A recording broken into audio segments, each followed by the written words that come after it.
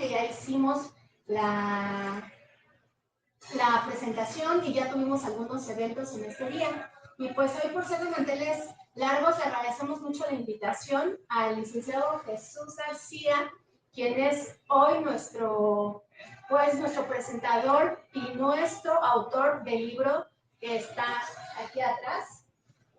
Y bueno, es un gusto y un honor estar con ambos amigos porque está el licenciado Jesús García y también el licenciado Rafael Fortino, quien nos acompaña. ¿Y por qué les voy a presentar? Pues miren, Rafael Fortino nos ha ayudado mucho, ha impulsado mucho a la red mexicana. Hemos colaborado en Teoloyuquenses MQS y también en Pasos por la Historia.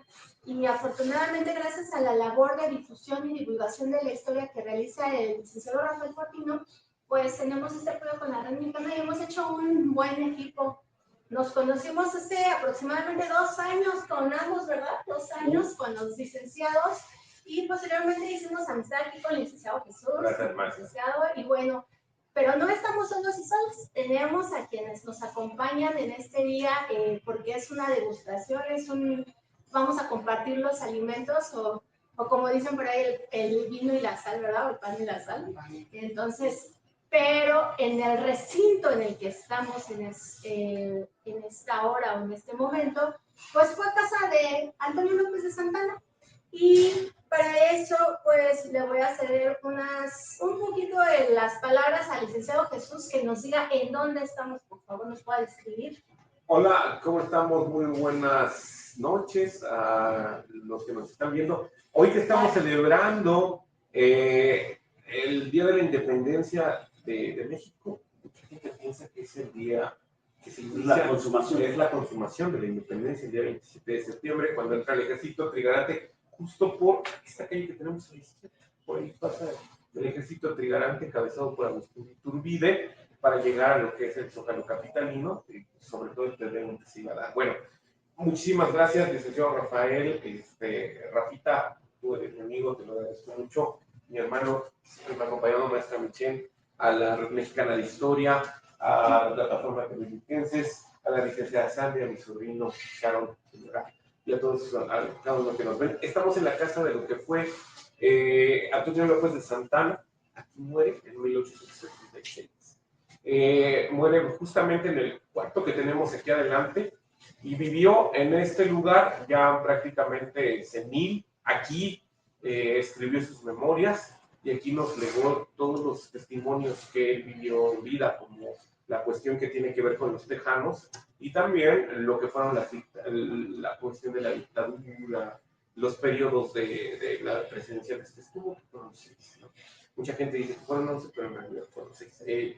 Gracias por la invitación. Y bueno, hoy venimos a hacer la presentación de lo que es mi último libro, que tiene que ver con un personaje. A Santana se le acusa de haber traicionado la patria, de ser uno de los traidores máximos de la patria. Una cuestión por demás discutible entre los historiadores, pero este libro trata sobre uno de los personajes que probablemente sí sea tildado de traidor en la historia. Entonces, vamos a hablar de eso. Muchísimas gracias. Estamos aquí en el vacío. Un abrazo cálido a cada uno de ustedes y gracias también por acompañarme y estar. Rafita. No, bueno, pues agradecido por la invitación de ambos.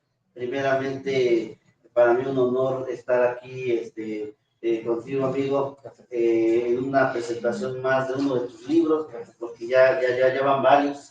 Y la verdad es que fascinantes todos. Tengo el gusto de conocer que habla del general Tomás Mejía, que habla de los generales olvidados del emperador Maximiliano, y bueno, pues ahora este otro libro, conociendo a otro personaje que tengo que decirlo, lo desconocía y gracias a ti ahora lo conozco, y es fascinante, porque para eso creo que es el seguir haciendo, o como dice la maestra Michelle, historiando.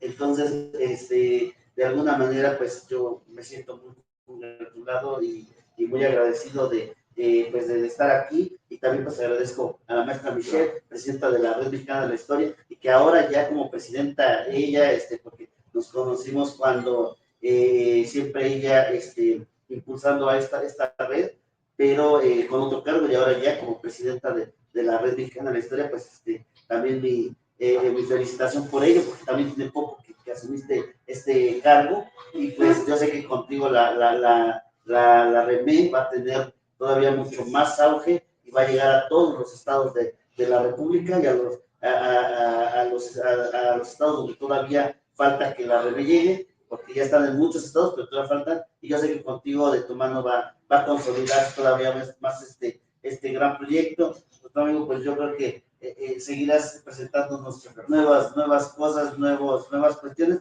y pues un servidor espero seguir haciendo lo que humildemente sabemos hacer, que es divulgar la historia. Entonces, pues, más que congratulo. No, pues nada más si me permiten decir que si nosotros llegamos a tener algún día un tipo de reconocimiento, es porque personas como ustedes nos toman, nos levantan y nos hacen ver lo bonito que también es la vida. Muchísimas gracias por el apoyo que nos han brindado.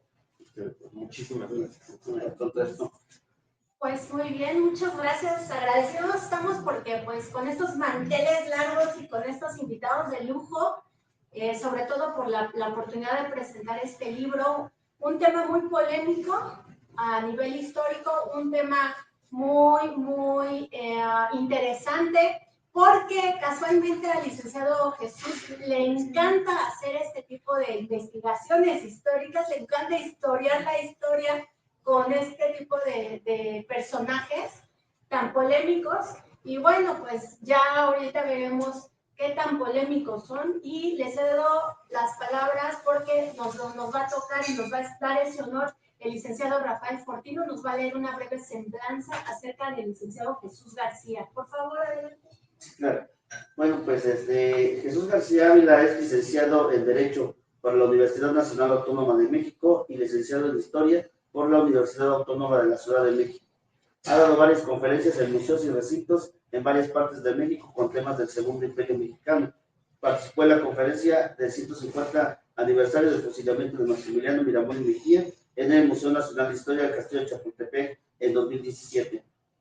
Fue curador de la exposición Miguel Miramón, el joven Macabeo, la cual fue exhibida en el Museo Fuerte de Guadalupe en la ciudad de Puebla en 2016. También curador de la exposición General Ignacio Zaragoza, 190 aniversario de su natalicio, la cual fue exhibida en el Museo Fuerte de Guadalupe en 2019. Autor de los libros Más allá del Cerro de las Campanas, el general Tomás Mejía, a la luz de nuevos documentos, La bandera de la patria, breve estudio histórico sobre el lábaro del batallón activo de San Blas, Muero inocente de este crimen, estudio histórico jurídico sobre el juicio del general Miguel Miramón y condena y olvido de algunos generales del emperador Maximiliano, y pues ahora presentando esta nueva joya sobre el general Miguel López. Y agregar nada más, el otro día lo mencioné y lo vuelvo a mencionar por lo que tú comentas, ya con un estilo muy marcado de nuestro historiador, la cual es a veces presentar más allá de la historia, lo que pasó después de la historia, o lo que es lo conocido, lo que casi nadie ya piensa, o que dice, bueno, se habla de tal personaje hasta su fusilamiento, o hasta que acabó en tal parte, la parte histórica, por así decirlo, y Jesús nos lleva todavía más allá de lo que históricamente se conoce. Entonces, esa parte muy marcable, y también la otra que bien lo comenta la maestra, esos personajes polémicos que realmente hay que entrarle porque no cualquiera le entra. Perdón por esta breve. De hecho, eso también es parte del trabajo que realiza el licenciado Jesús, porque él no solamente es historiador. Tenemos el gusto de que es abogado en el rango penalista, bueno, de la especialidad de penal, de derecho penal, y esto lo lleva a profundizar en la parte legal y jurídica del personaje y de los personajes históricos, así como del contexto histórico que está sucediendo en cada momento. Entonces, eso también es importante porque es una visión más, o le agregamos una visión a esta parte de lo histórico, ¿no? Se conjunta lo que es lo jurídico, lo legal Y bueno, el libro se titula Sombras de la traición, el fin de Maximiliano y la deslealtad de Miguel López. Y este libro, pues obviamente va a ser el tema de hoy, Miguel López, en este nuestro cuarto aniversario de la Red Mexicana de Historia, hoy 27 de septiembre del 2025. Agradecemos mucho su preferencia, agradecemos su atención y le cedemos la palabra al licenciado Jesús, por favor. Bueno, pues muchas gracias de nueva cuenta. ¿Y de qué va este libro? Miren, vamos a imaginar a los personajes históricos como el que tenemos ahorita a Santana, pero en una cuestión que tiene que ver a una persona que le puede cambiar la vida en un día con un acto que él llegue a hacer. El coronel Miguel López fue un militar de medio pelo, en todo lo que fue su vida militar, hasta que se emparentó con la monarquía. Él fue uno de los personajes, uno de los militares que recibieron a Maximiliano a su llegada en julio de 1864 aquí a México, y curiosamente se le atribuyen dos cosas. Una, que tuvo un amorío con Carlos, el coronel Miguel. Eso es más que nada como algo que no le veo mucho fundamento, porque tampoco hay algo que lo marque, pero en el segundo sí. La segunda cuestión, y la que nos trae hasta hoy día aquí, es que se dice que él vendió a su compadre, y su compadre fue el emperador Maximiliano. Entonces, no fue cualquier cosa. Miguel López tiene una participación, como les digo, en la milicia muy escueta. De hecho, en la intervención estadounidense, en 1847, él es acusado de traición por sus mismos compañeros de armas, porque dicen que no, en Puebla, él fue poblano, no participó como debía haberlo hecho, y que vendió precisamente al regimiento al que él pertenecía para que no fuera capturado. Entonces, esto hace que Antonio López de Santana, fíjate cómo las cosas se van dando, ¿no? Sí. Antonio López de Santana lo releve del cargo, lo releve de la milicia y vuelve a regresar a las armas tiempo después por orden de Antonio López de Santana. Entonces, vemos a este militar que ya tiene sesgos de poder, dejar a un lado cualquier cuestión de honor que le implicaba la milicia del siglo XIX con tal de salvar el pellejo. Y esto sucedió en 1877. De 1847 trasladémonos 20 años después, y es donde vamos a encontrar la participación de Miguel López. Miguel López, en el sitio de Querétaro, que sucede entre febrero y marzo de 1867, tiene un rango de cuidar la zona, la gente que es de Querétaro, la zona que está cerca del Panteón, en el Templo de la Cruz. Allá es donde le toca cuidar a Miguel López. Él es la persona que se encarga de estar vigilando y tiene constante comunicación con Maximiliano y con otros generales. Vamos a pasarnos hasta el mes de mayo, y en el mes de mayo, ya justo antes de que se abra el cerco, se está pensando en la posibilidad de salir. Ya van más de 60 días de sitio, y la gente, bueno, los mismos militares ya no tienen ni qué comer, ni qué tomar, ni qué vestir, ni qué nada. Es un sitio completamente complicado, difícil, y se está pensando en la posibilidad de salir. Se hacen juntas, se logra que los militares se pongan de acuerdo, y Miguel Miramón es el encargado de dar el plan para que se salga del sitio de Querétaro, se puedan sacar al emperador. Este plan es conocido por todos los militares que participan, los militares imperiales de más alto rango, entre ellos el coronel Miguel López, y la salida se programa para el día 14 de mayo. Pero el general Ramón Méndez pide tiempo y dice: espérenme un poco, todavía no puedo porque me siento un poco mal. Había mucha gente que estaba enferma, Tomás Mejía, el mismo emperador tenía disentería, el general Ramón Méndez, y todos los demás ya tenían muchas carencias, como lo acabo de decir. Era un sitio bastante largo. Lo que sucede con Miguel López es lo siguiente. Él dice que las órdenes de poder hablar con los liberales la recibe del mismo Maximiliano, y platica con Mariano Escobedo esa misma noche, y Mariano Escobedo le dice que no hay posibilidades de que puedan salir, sino que lo que hay es que haya una rendición total del emperador. Regresa Miguel López a lo que es el sitio, a la guarnición que le tocaba cuidar, y empiezan a desarmar a los soldados y empiezan a voltear los cañones. O sea, los cañones que estaban dirigidos hacia donde estaban las huestes liberales empiezan a voltearlos, empiezan a desahogar, a quitarles las armas a todos estos conservadores, y quien se las quita es Miguel. Esto es algo de lo que todavía los historiadores estamos en dicotomía. ¿Por qué actuar de esa manera si ya sabían que iban a salir? Esto hace que entren las huestes liberales, porque el ejército imperial no cae por falta de bala, no cae por una cuestión de provisiones en la cuestión de los pertrechos militares. Cae porque empiezan a ingresar los soldados liberales, pero es porque Miguel López está ahí.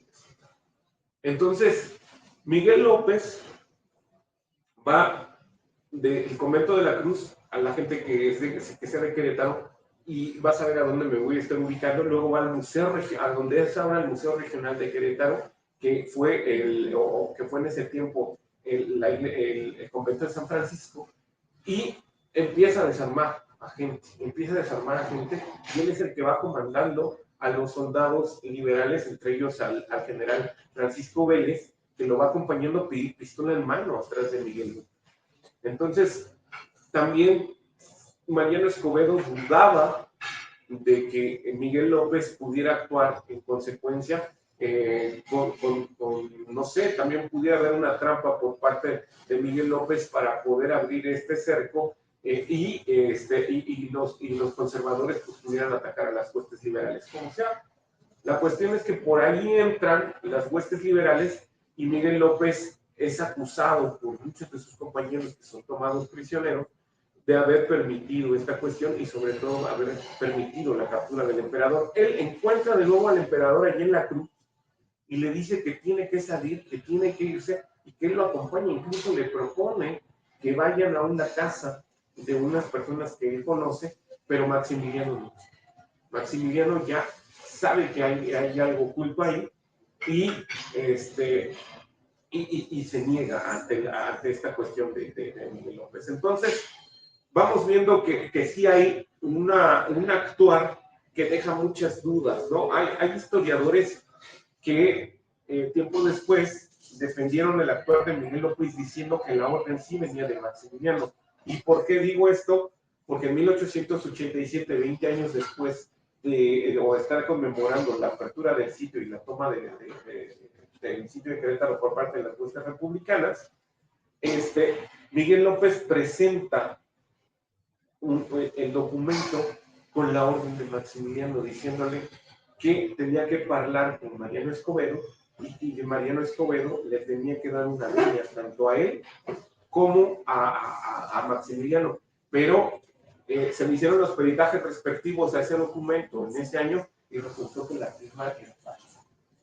Entonces Miguel López pues no pudo refutar eso. De hecho, en los periódicos, que era el medio de difusión más usado en ese tiempo, puso incluso una casa,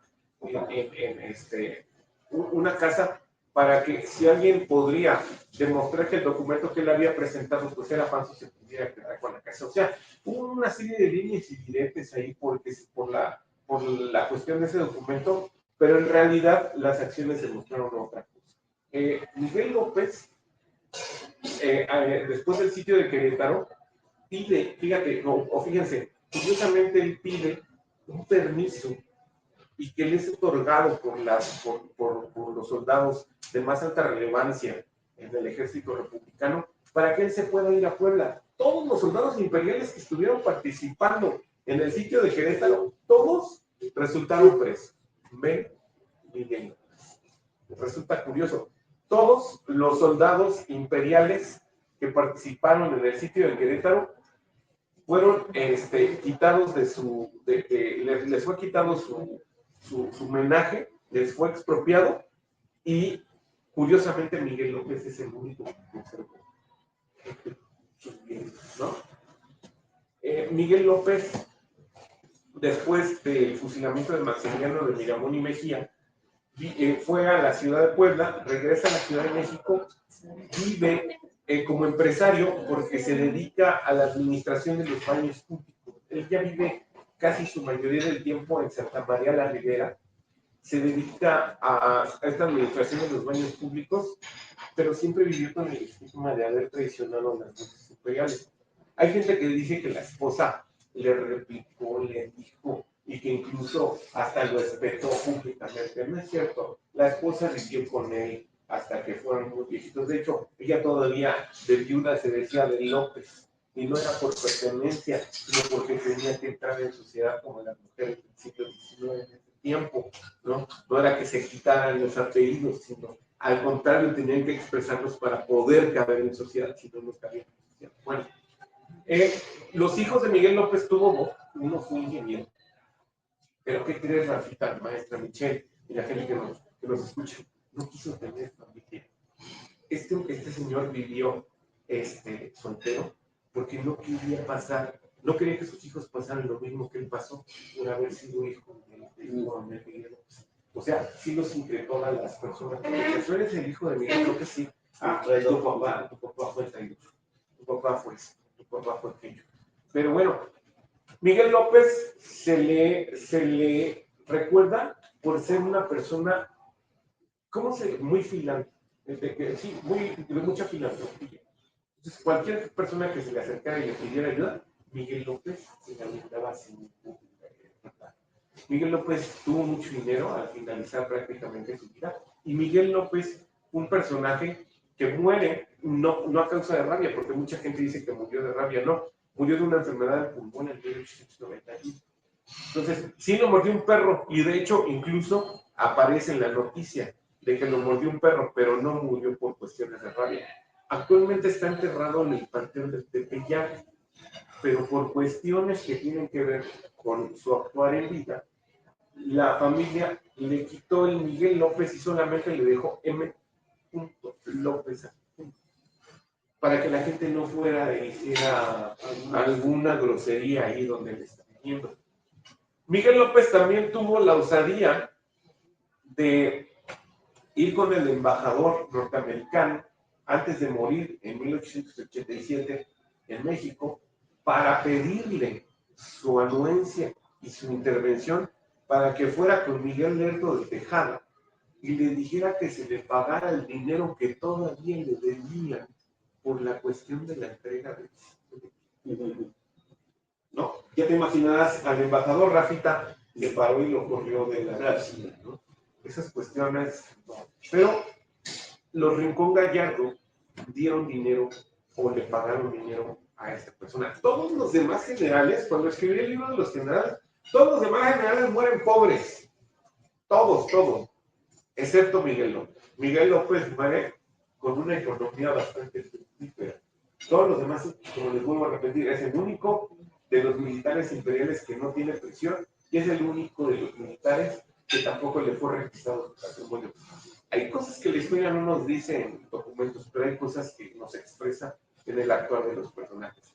Y Miguel López, desde mi punto de vista y a partir de este libro, creo que, y llego a la conclusión de que él sí vende al emperador y él vende a su compadre y pues no tuvo reparo alguno en hacerlo. La historia pues lo juzgó. Nosotros los historiadores solamente nos ceñimos a lo que dicen las fuentes primarias y secundarias que están consultadas aquí, pero la conclusión a la que nosotros llegamos es precisamente a que Miguel López sí tuvo esto que ver con la venta o la traición al emperador Maximiliano. De esto se trata el libro. En pocas palabras lo resumo. Es un libro que me gustó escribir demasiado. Es un libro que va a mostrar a Miguel López tal y como fue, una persona que tuvo aristas con la milicia, pero también fue una persona que arropó en lo social a la gente que se acercó con él. De hecho, otro de los datos que encontré de Miguel López es que en el actual Museo de San Carlos, esa casa le fue entregada o fue regalada al mariscal Bazaine por parte de Maximiliano cuando se casó con Pepita de la Peña. Bueno, ¿quién creen que fue el otro propietario de esa casa? Miguel López, precisamente. Por las cuestiones que tuvieron que ver con pero claro, Juárez, que fue muy reacio con la ley, tampoco hizo nada en contra de Miguel López. Y Mariano Escobedo, en 1887, cuando Miguel López muestra este billete o este documento supuestamente firmado por Maximiliano, Mariano Escobedo también se ve salpicado de todo charla social que se estaba dando en ese tiempo, y Mariano Escobedo también se hace un lado. Y prácticamente lo que dice, bueno, todo lo que nosotros vimos como militares ya fue hecho, ya fue realizado. Tuvo que haber realizado un informe, pero eso a Mariano Escobedo, el hecho de que este señor hablara y lo salpicara, hizo que perdiera la elección presidencial por posible. Entonces, es un personaje muy interesante. Yo quisiera que leyeran el libro, que se den cuenta de cómo este personaje vino a cambiar parte de la historia de México, y obviamente las conclusiones a las que llegué, ya ustedes las podrán leer de una forma más, ¿qué les iba a decir? Más concienzuda y más especializada, ¿no? Por tanto, pues, de esto trata mi libro. Mira, ya nos trajeron la comida y fíjate cómo se fue dando, ¿no? Entonces, muchísimas gracias. Espero que les haya gustado esta. Gracias. No, adelante, Rafa.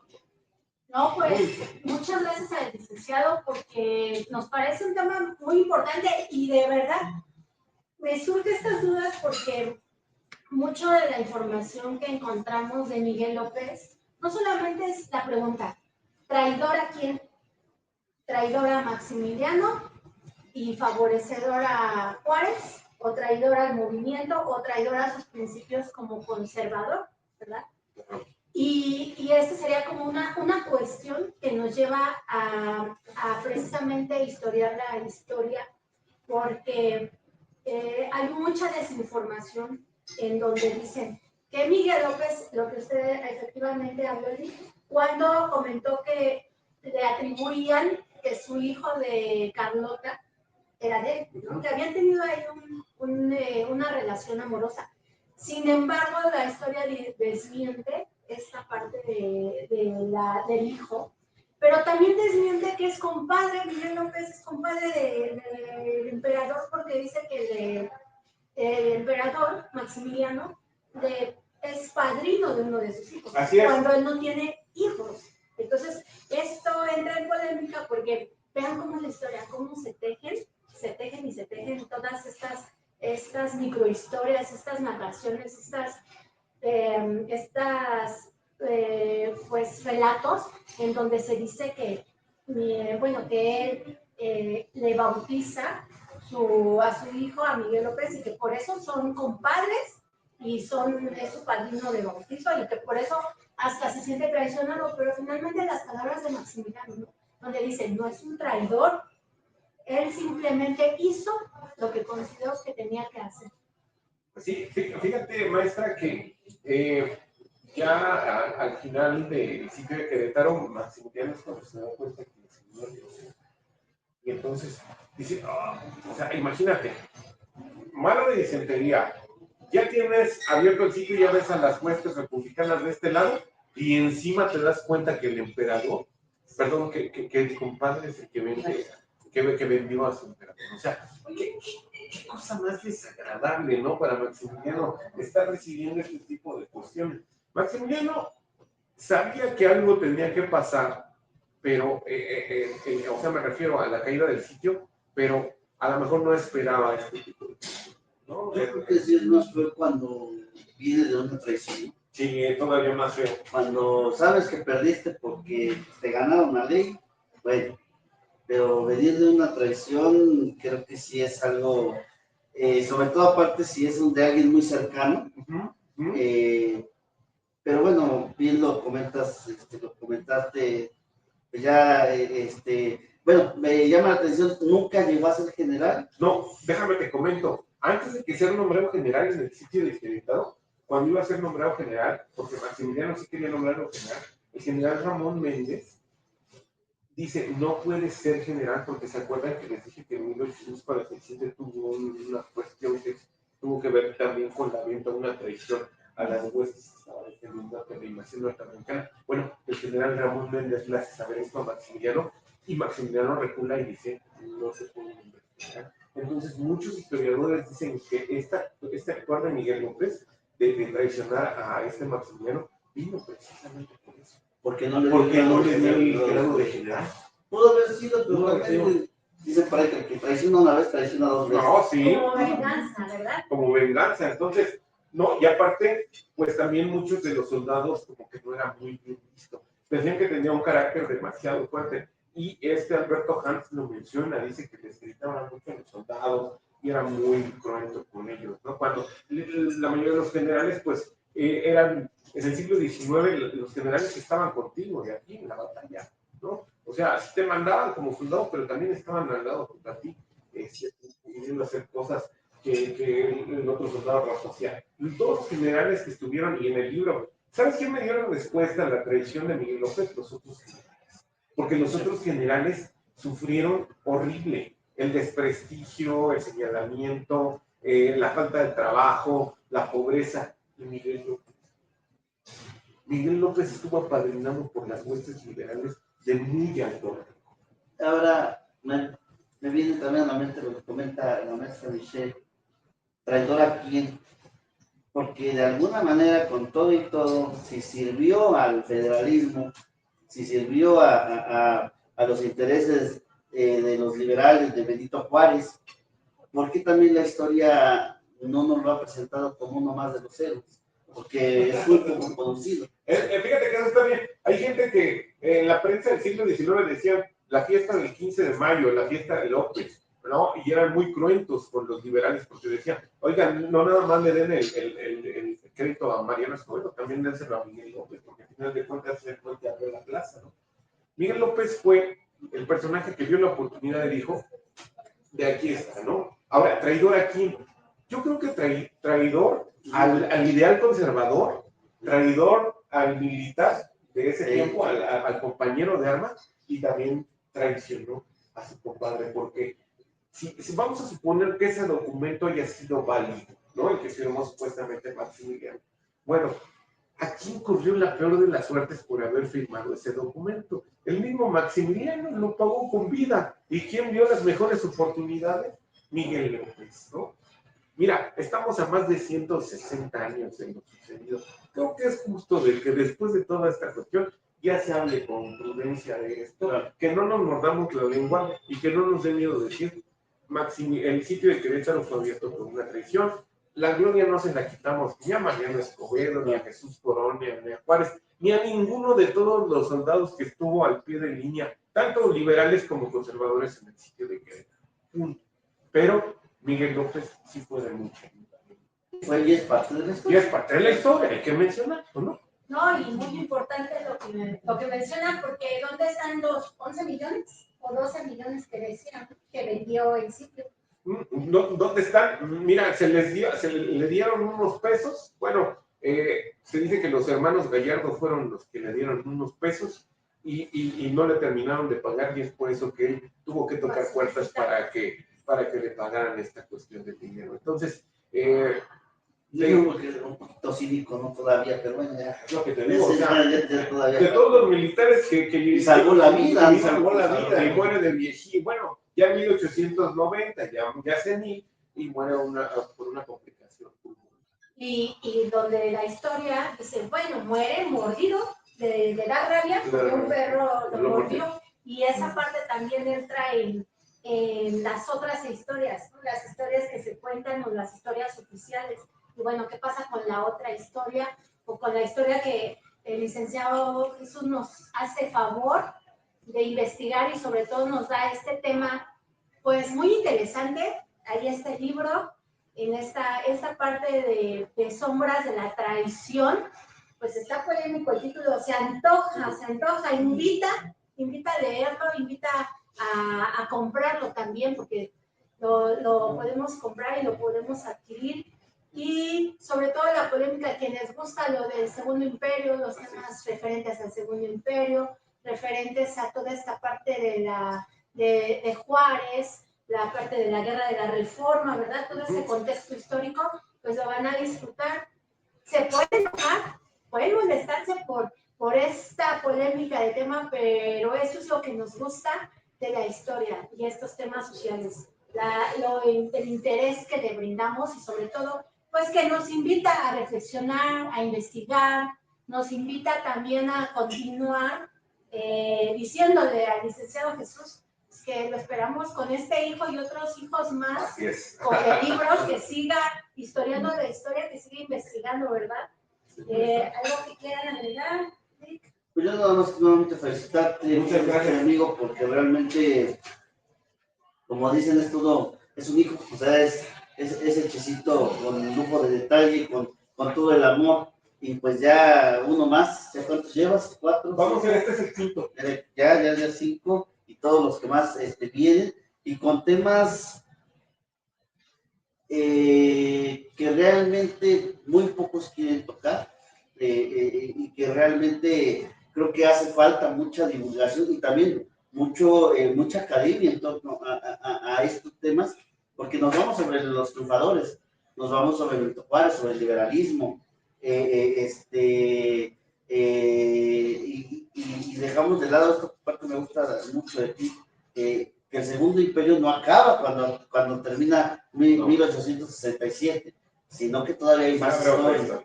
Es justo eso que te iba a comentar. La historia que yo hago es precisamente ese telón cerrado, o esta cuestión, este periodo que se llaman los historiadores. Yo abro ese telón para estudiarlo y decir qué fue lo que pasó, ¿no? O qué pasó con estos actores tiempo después de que se cerró este periodo histórico. Entonces, muchísimas gracias, maestra, muchísimas gracias, licenciado, a cada uno de ustedes que nos acompañaron, muchísimas gracias. Gracias al restaurante El Bajío, gracias al capitán Fernando por habernos permitido estar aquí, por abrirnos las puertas. Pueden venir aquí y degustar una comida como la que ahorita también nosotros vamos a degustar, ¿verdad? Y muchísimas gracias. Vamos a celebrar la independencia el día 27, la consumación de la independencia el día 27. Y gracias a cada uno de ustedes por habernos escuchado y por estar aquí. No dejen de contactarme en la red social Arcano Historia, en X, es la única que tengo. Entonces, así búsquenme en X, Arcano Historia, y ahí me van a encontrar. Para el libro, licenciado. El libro, ahí voy a poner también todos los contactos. Se va a vender igual que los demás libros que tengo en Amazon. En digital pueden encontrar todos mis libros en Amazon, ¿eh? Y ya les voy a pasar ahí el número de teléfono a donde pueden contactar a mi gestora cultural para que ella se encargue de hacerles llegar el libro hasta la puerta de su casa, o ustedes lo puedan ver, o se los pueden entregar de forma personal, ¿sí? A veces los aviento con crema, a veces no, pero bueno. Pues muchas gracias y bueno, nos vamos en este cuarto aniversario de la Red Mexicana de Historia. No pueden faltar los reconocimientos, sobre todo porque es una fecha especial para nosotros, tanto para México como para nosotros, y además de que pues ya somos internacionales porque tenemos delegación en Colombia. Entonces, sí, pues efectivamente agradeciendo las palabras tan positivas de los licenciados Rafael y de Jesús, pues esperemos que gracias a ustedes tenemos la oportunidad, y gracias a nuestros conferencistas, a nuestros presentadores,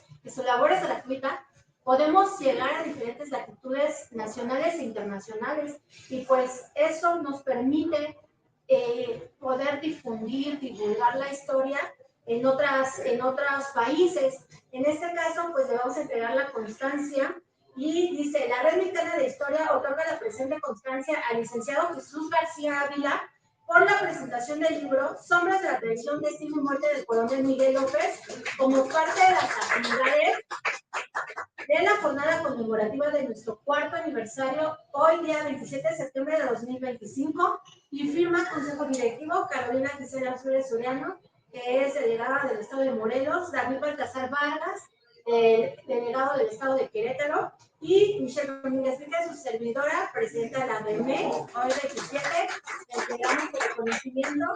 Muchas gracias. Por la aportación. Tenía que haber un representante de Querétaro. Sí, ¿verdad? De hecho, precisamente por eso estamos ahí con la compañía y el acompañamiento del doctor David.